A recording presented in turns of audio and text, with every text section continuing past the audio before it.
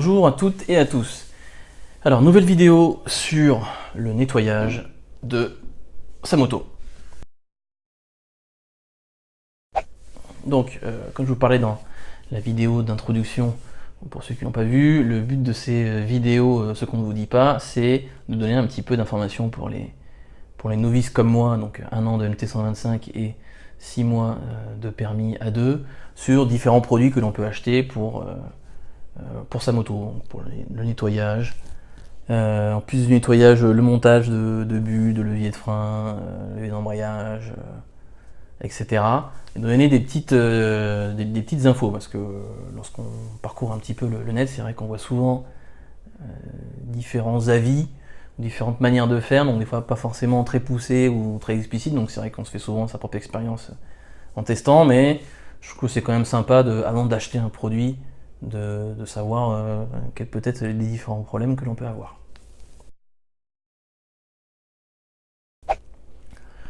Donc c'est parti pour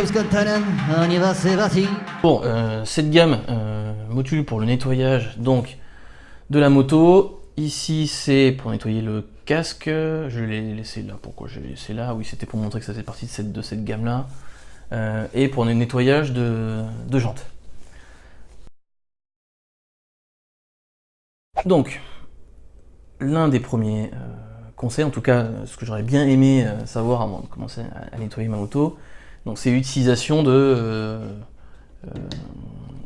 ce petit nettoyant. Donc qui est un nettoyant biodégradable, effectivement, donc qui permet de nettoyer effectivement un peu toutes les parties de la moto, comme on peut le voir sur l'image. Voilà, c'est assez explicite. Sauf que ce qu'on ne dit pas forcément, c'est qu'il faut éviter de mettre ce type de produit si la moto est encore chaude, notamment le moteur. Et tout simplement parce que ça peut laisser des marques sur certaines parties du moteur. Et ça, c'est pas forcément explicite. Donc c'est effectivement pas écrit sur le packaging. Hein. Peut-être que ça tombe sous le sens de certaines personnes, enfin, ou du moins du fabricant. Moi, pas forcément. Enfin, en tout cas, étant novice, bêtement, j'ai la moto. Je suis allé à un endroit où je pouvais la nettoyer, donc à l'éléphant bleu, etc. Donc, alors je sais qu'il faut pas utiliser le Karcher forcément de trop près, mais on peut l'utiliser à une certaine distance pour avoir quand même de l'eau pour pouvoir la nettoyer à la main, mais c'est quand même mieux de la nettoyer dans un éléphant bleu. Il y a tout ce qu'il faut en termes d'évacuation, enfin éléphant bleu ou autre, en termes d'évacuation des eaux usées, etc. Je trouve ça quand même ça mieux de le faire là que de le faire chez soi ou dans sa maison et balancer sur le trottoir toute l'eau avec les produits chimiques qu'il y a avec.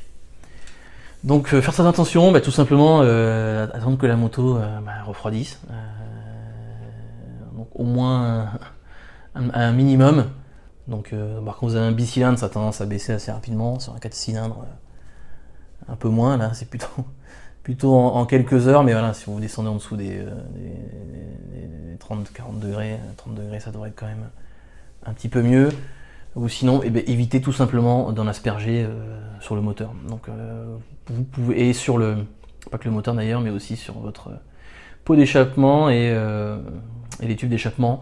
Parce que là, alors, si vous avez acheté des super tubes, vraiment très beaux, etc., là vous allez vraiment les tâcher, surtout s'il y a pas mal de poussière qu'on amasse dessus avec de l'eau, etc. Donc avec la chaleur, ça a tendance à faire même des petites croûtes dessus. Donc il vaut mieux, si vous voulez nettoyer à fond votre pot d'échappement et les tubes, à enlever les tubes. Il y a des petites brosses, j'en ai pas là, mais mon beau-frère en a pas mal. Et il a une petite brosse qui permet d'enlever, de un peu de décaper, on va dire, les différentes petites croûtes qui peuvent se former avec la chaleur, la poussière et l'eau. Et ensuite un petit produit à mettre par-dessus spécial, donc qui va vraiment faire reluire après votre tube d'échappement.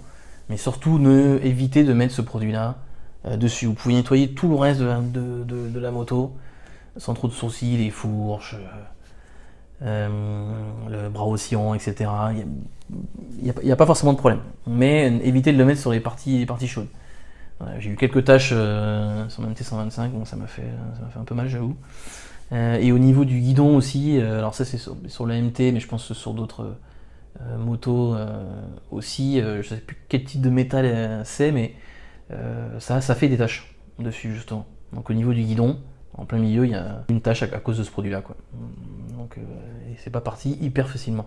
Donc il vaut mieux utiliser finalement du savon tout simplement dans l'eau chaude. Ça marche mieux, j'ai envie de dire, que utiliser ça. Donc à voir si vous voulez faire l'expérience ou pas. Autre produit très important, donc ça on le met de côté, c'est le helmet. Bon, c'est juste que ça fait partie de la gamme MC Care, donc un petit peu comme peut faire Ippon notamment aussi, mais je le montrerai dans une autre vidéo, parce que Ippon aussi a une gamme de la même manière pour l'entretien du casque. Le nettoyant jante. Alors celui-là il est vraiment top, enfin, il fait vraiment de boulot. Là-dessus il n'y a pas trop de soucis, d'ailleurs il m'en reste pas beaucoup, j'utilise pas mal. Bah, tout simplement j'utilise pas mal. Habitant dans la région parisienne, il y a énormément de microparticules, poussière, pollution, microparticules, etc. Donc c'est au bout de 300 km, même un peu moins, la roue arrière, en plus il y a la graisse qui s'échappe au fur et à mesure de la chaîne, donc ça se salit vraiment très rapidement et ça a tendance à accrocher pas mal. Donc vraiment bien. Alors normalement, il y a une fine couche, alors je dis bien normalement, après nettoyage qui est censé garder un peu plus longtemps propre vos jantes. Bon, ça écoutez, c'est vraiment sur le papier. En tout cas, ça nettoie bien, ça n'abîme pas la jante, ça c'est important. Ça ne laisse pas de taches. Bon, effectivement, les jantes ne chauffent pas forcément, donc contrairement aux produits qu'on peut utiliser à côté pour le reste de la moto.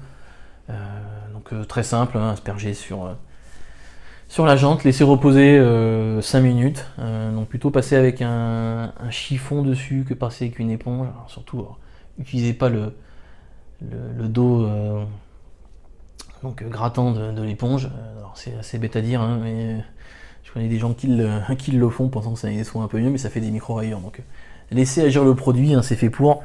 C'est juste qu'il faut attendre au moins 5 minutes. Surtout si elle est très très sale. Attendez vraiment effectivement les 5 minutes.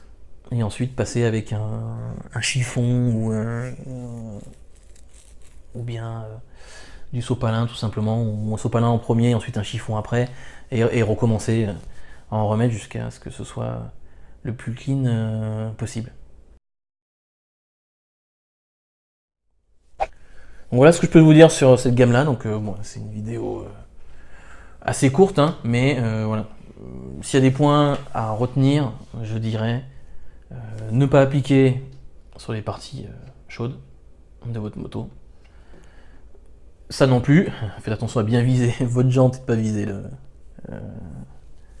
pas viser le radiateur ou viser le moteur quand vous faites la roue avant. Alors par contre, ne pas en mettre aussi sur les autres parties de la moto, hein, c'est vraiment fait pour dégraisser sur les jantes. Hein. Si vous commencez à le mettre ça sur comment ça s'appelle, sur la partie en plastique de votre moto, etc., ça risque de laisser quelques traces. Hein. C'est vraiment pas fait pour, donc faut quand même faire attention. N'oubliez pas de prendre un gant avant d'y asperger, parce que c'est très mauvais pour enfin c'est assez puissant, donc c'est très mauvais pour la peau. Voilà un petit peu mes avis de montard débutant. Merci de m'avoir écouté et on se revoit donc dans la prochaine vidéo. Ciao ciao.